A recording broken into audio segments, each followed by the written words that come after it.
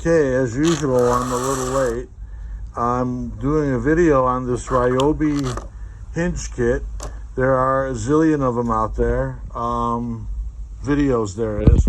And but not one that really described how to take an old door and transcribe everything to the new door and hopefully hang it up.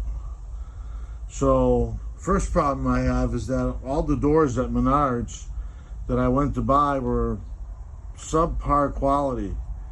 I finally ended up with one of them, but it's like very poor workmanship. Anyway, so I got the door lined up. I got the top. I got the lock set on the right side. You have to make sure that when you lay the first slab, the new door down, that it's going to be the same as the door you have. So you have to be careful on the, there's a slight taper on here when you close the door so that it closes easier. So the side that goes into the door itself, into the frame, is a little narrower to give you a little bit more play when you're closing the door. So I have it lined up, I have it clamped down.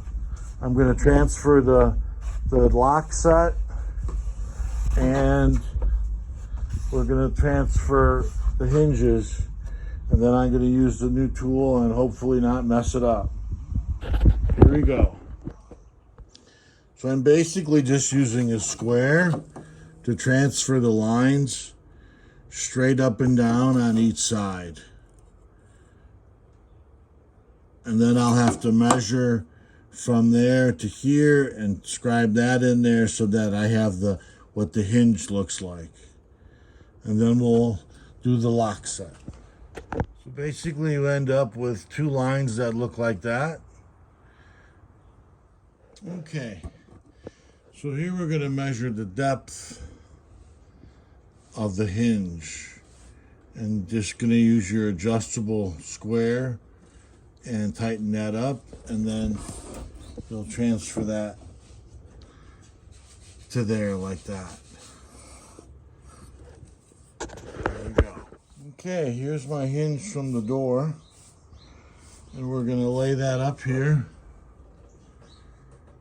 and I'll draw the circles.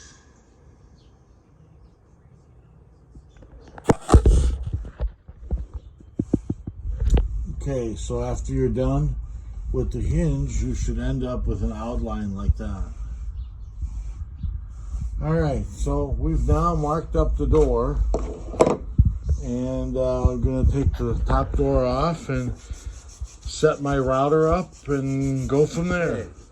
So this is the part we're really interested in. This is the jig that's going to allow me to router out the hinge in the right size. Here it is, and it fits perfectly in there, and let's hope that this is going to work.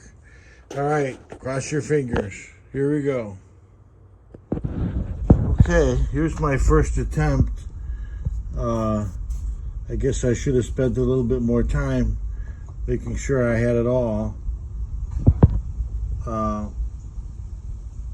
There it is. It's a little too deep, and that's because when I did my first, it was too shallow, and I adjusted it a little bit, and then, but I think it'll be okay.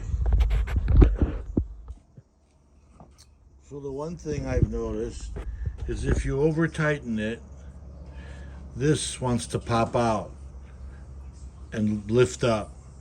So you gotta really just clamp it on enough so that it doesn't move. You don't need to crank it all the way down.